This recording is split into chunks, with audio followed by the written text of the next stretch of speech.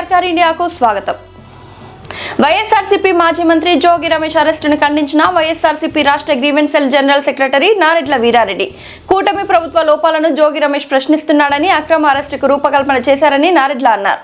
కూటమి ప్రభుత్వం red book రాజ్యాంగాన్ని అమలు చేస్తుందని నారెడ్ల దుయ్యబట్టారు. కూటమి ప్రభుత్వ పాలనను ప్రజలు గమనిస్తున్నారని, డైవర్షన్ పాలిటిక్స్ ద్వారా ప్రజలను మభ్యపెట్టలేరని, జోగి రమేష్ పై పెట్టిన అక్రమ కేసులు న్యాయస్థానాలలో నిలబడవని, జోగి రమేష్ కడిగిన ముత్యాల బయటికి వస్తారని అంటున్న రాష్ట్ర grievance cell general secretary Naredla వీరారెడ్డితో Sarkar India senior journalist Pedavarapu Satyanarayana face to face.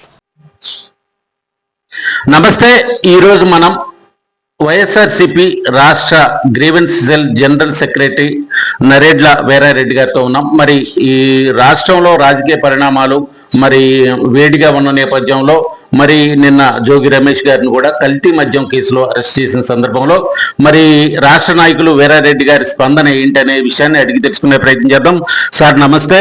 మరి మీ పార్టీ నాయకులు మాజీ మంత్రి జోగి రమేష్ గారిని మరి అరెస్ట్ చేసిన కల్తీ మద్యం కేసులో అరెస్ట్ చేసిన సందర్భంలో మరి రాష్ట్ర నాయకులుగా మీ స్పందన ఏంటంటే ఏం చెప్తారు? సార్, జోగి రమేష్ గారిని అరెస్ట్ చేయటం అనేది అక్రమం, మామూలు అక్రమం కాదు. అది చంద్రబాబు నాయుడు గారు కాశీబుగ్గలో జరిగిన దాన్ని మర్చిపోవటం కోసం ప్రజల్లో డైవర్ట్ పాలిటిక్స్ ఉపయోగించి జోగి రమేష్ గారిని అరెస్ట్ చేశాడు. అసలు మద్యం కుంభకోణం ఎక్కడ జరిగిందండి? ఎక్కడో చిత్తూరు జిల్లాలో జరిగితే అక్కడ కొన్ని వేల బాటిల్స్, లక్షలలో బాటిల్స్ తయారు చేసి అమ్ముకుంటే అవి ఇక్కడ దాకా చేరితే ఇక్కడ ఇబ్రహీంపట్నం గల చెరువు దగ్గరికి వెళ్ళి అక్కడ నుంచి వచ్చిన బాటిల్స్ కావాలని జోగి రమేష్ గారు పట్టుకుంటే జోగి రమేష్ గారిని ఆవాళ్ళ నుంచి ఎట్ట పట్టేయాలా, ఎట్ట చేయాలా, ఏ విధంగా పెట్టాలనేది ఆలోచన. ఇది ఒక నెల రోజుల నుంచి జోగి రమేష్ గారి మీద అరెస్ట్ చేస్తారని తెలుగుదేశం నాయకులు అంటూనే ఉన్నారు. కానీ దీంట్లో అలర్ట్ చేయడానికి ఏం లేదు కానీ మేము అనుకుంటూ వస్తున్నాం. కానీ నిన్న కాశీబుక్లో జరిగింది మొన్న. దాన్ని కవర్ చేయడానికి జోగి రమేష్ అరెస్ట్ చేస్తే డైవర్ట్ పాలసీ చేస్తారు చంద్రబాబు గారు. సిట్ అనేది మరీ ఘోరంగా ఉంది. వాళ్ళు చంద్రబాబు నాయుడు గారు, లోకేష్ గారు ఏం చెబితే అది. జగన్మోహన్ రెడ్డి గారిని బాగా సైకో అని అదను ఇదని ఇష్టం వచ్చినట్టు మాట్లాడి మైకుల్లో మాట్లాడిన పవన్ కళ్యాణ్ మరి పబ్లిక్గా వాళ్ళ పార్టీ వాళ్ళ కూటమి ప్రభుత్వం వాళ్ళు చేస్తుంటే ఇది తప్పు, మీ మనోళ్ళు ఎవరు చేస్తున్నారో వాళ్ళని శిక్షించండి అనే మాట చిన్న ముక్క కూడా ఆయన చేయట్లా. అయితే సార్, ఇప్పుడు కూటమి ప్రభుత్వం డైవర్షన్ పాలిటిక్స్ నేపథ్యంలో జోగి రమేష్ గారిని అరెస్ట్ చేశారనే విషయాన్ని మీరు చెప్పడం జరుగుతుంది.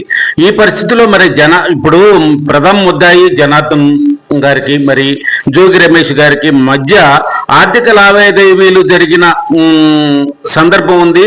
మరి ఆ ఎవిడెన్స్ ఉన్నాయి, అదే ఆ ఎవిడెన్స్ తోనే అరెస్ట్ చేయడం జరిగిందని మరి ప్రభుత్వ వర్గాలు చెప్తున్నాయి. దీనిపై మీ స్పందన? సార్, నేనే ఉన్నా, మా ఊళ్ళో మనిషి వస్తాడు, రౌడీ షీటర్ కావచ్చు, లేకపోతే ఇంకో దొంగ కావచ్చు, తొగుముతుడు కావచ్చు, అంటే నాకు 10,000 అప్పు కావాలని వస్తాడు, ఇస్తాం.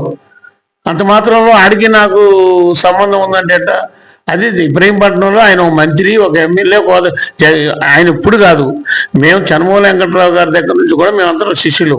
వాళ్ళ నాన్నగారు చనమూల వెంకట్రావు గారి టైంలో ఇబ్రహీంపట్నం మండల ప్రెసిడెంట్ చేశాడు. అప్పటి నుంచి జోగి వాళ్ళ నాన్నగారు నాకు పరిచయం, నాకు తెలుసు. అట్లా కుటుంబాల పరంగా మేము కలిసిమెలిసి ఉంటాం. ఇక్కడ ఆ ఎలక్షన్ 4 రోజులే తప్ప మిగతా రోజు తెలుగుదేశం వాళ్ళు మేము కలిసే ఉంటాం. ఎడి తిరిగి ఈ మధ్యకాలంలో కులాల ప్రభావం ఎక్కువయ్యి కులాల పిచ్చి ఎక్కువ పట్టుకొని మేము బీసీలు, మేము ఎస్సీలు, మేము ఎస్టీలు, మరి మీ ఎస్సీలు కానీ బీసీలు అన్న మరి ఈ మధ్యన మరీ ఎక్కువైపోయింది. దానితో ఏదో కావాలని ఆ కులం ఎదుగుతుంది, ఈ కులం ఎదుగుతుంది అని చెప్పి కులాలని కట్టడి చేయడానికి కానీ, లేకపోతే ఆడు మాట్లాడేవాడు నోరు కట్టే జోగి రమేష్ మాట్లాడకుండా చేస్తే ఆ తెలుగు వైఎస్ఆర్లో మాట్లాడలేడు. వైఎస్ఆర్ జోగి రమేష్ గారు లేకపోతే ఇంకొకరు వచ్చి మాట్లాడతారు. సార్, తప్పున ఖండించడానికి ఇంకేముంది? రాజశేఖర రెడ్డి గారు పోయారు, ఇందిరాగాంధీ పోయింది, తర్వాత దేశం మొత్తం మీద ప్రధానమంత్రులు రావట్లేదా? రేపు ఇంకోళ్ళు పోవచ్చు, ఎవరో వాళ్ళు వస్తారు. అట్నే జోగి రమేష్ గారిని అరెస్ట్ చేస్తే ఇంకో నాయకుడు బయటకు వస్తాడు, దాన్ని పార్టీ తరపున నిలబడతాడు. జోగి రమేష్ గారు ఇవాళ ఎన్ని రోజులు ఉంటాడు? మాతో 10 రోజులు లేకపోతే 4 ఉంచుతారు. అంతకంటే ఎవిడెన్స్ ఉంచడానికి కూడా ఎవిడెన్స్ ఏం లేదు అక్కడ. ఇప్పుడు అంతకుముందు మీరు చిన్న ఉదాహరణ, మిథున్ రెడ్డి గారిని బెయిల్ అడిగినప్పుడు 3 నెలలు బెయిల్ లోపల ఉంచిన తర్వాత, 3 నెలలు ఉంచిన తర్వాత అప్పుడు ఏమన్నారు? అదే మేజిస్ట్రేట్ గారు ఈయన మీద ఏ విధమైన నేరాలు ఘోరాలు లేకుండా మీరు ఈ రోజులు పెట్టారు, మీరేం చూపించారని చెప్పి అడగటం జరిగింది. రేపు జోగి రమేష్ గారి విషయంలో కూడా మీరు అనవసరంగా పెట్టారు, ఏం లేవు, ఆధారాలు ఏం లేవని వదిలేరు. జనార్దన్ అనేవాడిని ఇంతవరకు ఎందుకు అరెస్ట్ చేయాలి? జనార్దన్ అరెస్ట్ చేయాలి కదండి. జనార్దన్ చేయలేదు.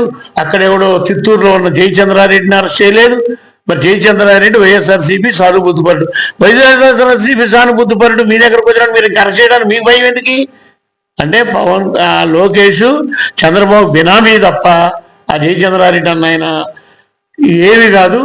ఈ ఆడ మధ్య కుంభకోణం తప్పించుకోవడానికి ఒకటి, ఈ కాశీ బొక్క తప్పించుకోవడానికి ఒకటి, వీటన్నిటికీ జోగి రమేష్ మరి ఎక్కువ మాట్లాడుతున్న ప్రభుత్వం మీద అని ఒకటి ఉన్న కారణాలన్నీ దృష్టిలో పెట్టుకొని, అంతకుముందు ఏముంది అగ్రిగోల్డ్ వాళ్ళ అబ్బాయిని అరెస్ట్ చేశారు, ఏముంది ఏమి లేదు కదండి. అంతకుముందు చంద్రబాబు నాయుడు ఇంటి మీద పోయినాను అప్పుడు అరెస్ట్ చేశారు, ఏమైందండి? ఇదంతా అక్రమ అరెస్టులు. తెలుగుదేశం గవర్నమెంట్లు ఎవరు చేసినా సరే అవన్నీ అక్రమం. 100కి 99 అక్రమ అరెస్టులు. ఒక్కటే నిజమైంది. హోంమంత్రి గారు మాట్లాడతారు, ఏం మాట్లాడతారండి? మొన్న ఈ మధ్య ఈ నెలలో 2 జరిగినాయి కదండి మహిళల అత్యాచారాలు. హోంమంత్రి ఏం చేస్తుంది? అవన్నీ కావాలని జోగి రమేష్ గారు నాయకత్వాన్ని ఎదగొట్ట చేయాలని చేశారు. అది ఆయన చేసినంత మాత్రం ఆయనకి ఏం మచ్చ కాదు, కడిగిన ముచ్చేలాగా